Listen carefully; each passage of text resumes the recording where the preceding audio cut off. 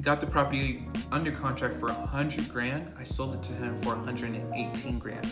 That's why I have the $18,000 check. All right, what's up everyone? Biz Matthew here and welcome back to my YouTube channel. In today's video, I'm going to break down another wholesale deal that I just closed today for $18,000. Before we go on, be sure to like this video, subscribe, turn on post notification bell, and comment down below. Make sure you all smash that like button. I'm trying to grow this channel, trying to grow this family with you all together as I grow my real estate journey with you all. Now, before we go on, I'm not making tons of money from wholesaling. This is something that I started actually earlier this year. It took me a while to get my first deal. Link in the description down below if you want to see how I got my first deal and how much I made. I just recently closed on a deal for 18 grand.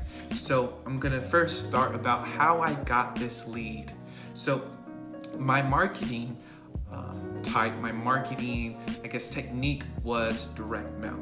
So that's my main source of all my leads is direct mail, and I just use a simple postcard. I posted before on a video about direct mail, but it's just like a simple yellow letter postcard like this. It has my name, I buy houses, blah blah blah.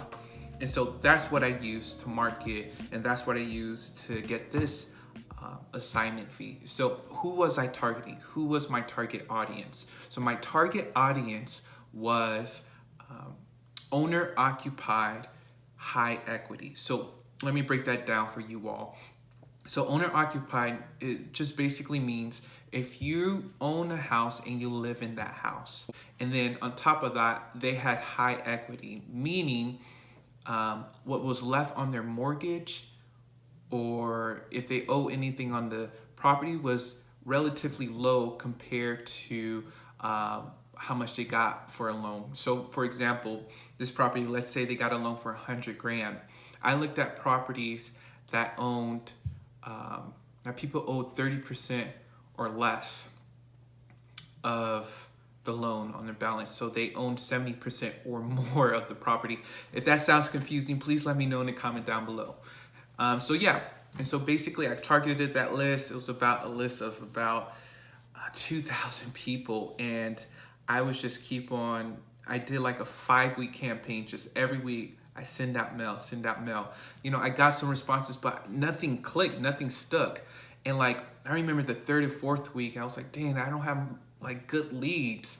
And just clicking that pay now button, and it was like $800, $900 each time. And I was like, dang, what am I doing? But it paid off. And so I ran that for about 5 weeks. And so, yeah, and then probably a month later, this woman calls me and says, hey, I'm interested in selling my property. And the thing about my postcards is that I send it, I give a phone number, but I have them go directly to voicemail. So I don't live pick up my phone calls, and I may be losing deals out of that, but that's what I do. And she actually called, but she didn't leave a voicemail. She just called. And my call rail showed that someone called but didn't leave a voicemail. So remember to always call back every number that goes through your system, that goes through your phone number. So I called her back and said, hey, this is Matthew. I saw that you called me. I believe this is in regards to a postcard I sent you regarding your property. And then she was like, yeah, I just wanted to see what you all offered. She was kind of being distant a little bit. She what do you all do and things like that. And I just broke it down. Hey, we buy houses cash.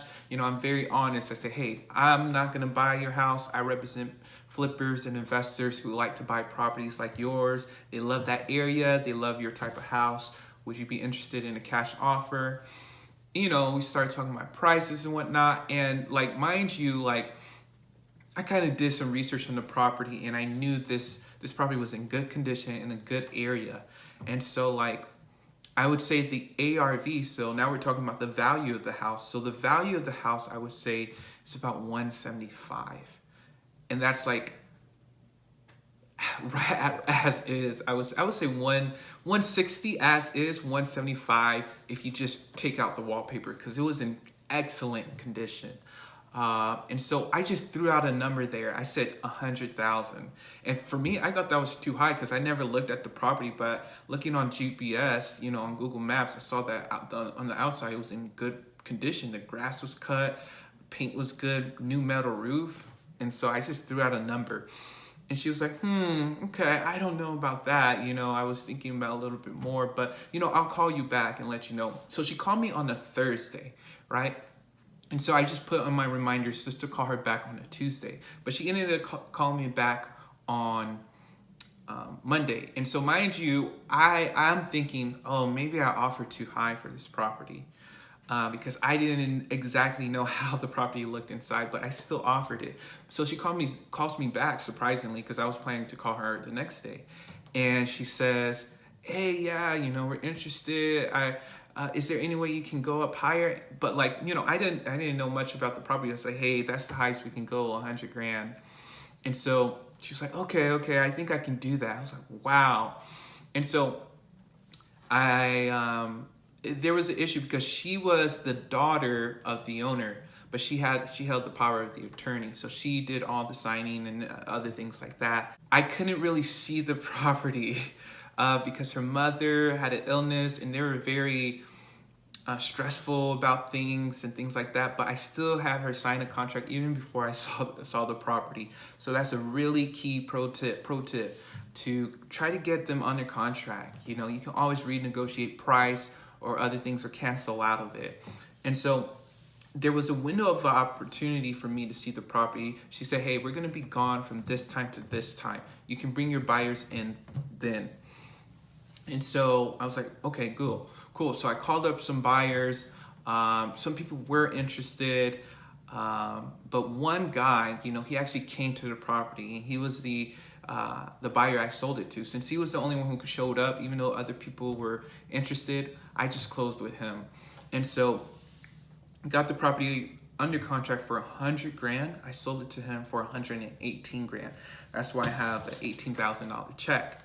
And so, I just made it clear, hey, I'm assigning this contract, right? I'm not trying to double close on this property. I'm very honest and transparent with my buyers. And he was like, hey, that's fine. 118 is a good price for me. And I said, hey, okay, you pay all closing costs, all that and everything. So we did that, and yeah, we agreed, we signed papers.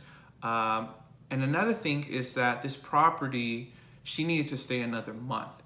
And I needed a buyer who was going to be okay with that. And he was okay with that. So that was perfect. So he charged her like $750 a month for it. And yeah, so that was pretty cool. And then let me see what else. And then I closed on the property. I had to revise the assignment of contract with the title company because I had to put in place that she's paying $750 a month to the end of December, other things like that. And so that was a little stressful. But yeah, I praise God. This is higher than my first deal actually. So, just trying to get more momentum, get my spreads a little bit larger and things like that. And yeah, so my other videos, I'm gonna have like a walkthrough. I actually filmed me going to the title company, getting my check. And so be on the lookout for a video on that. Yeah, and just her motivation was that the house was just too big for her and her mom, and she just wanted to move out. And so that's basically why they decided to move and sell at a discount. But yeah, and then I'll just have more in-depth videos on how the seller, what was the seller motivation, how I got the lead, and other things like that. And then a breakdown of the HUD statement for you all, because there's not a lot of videos about that for wholesaling. And so I would like to break that down for you all. So I hope you all enjoyed this video. Be sure to subscribe, comment down below, and like this video. All right, peace.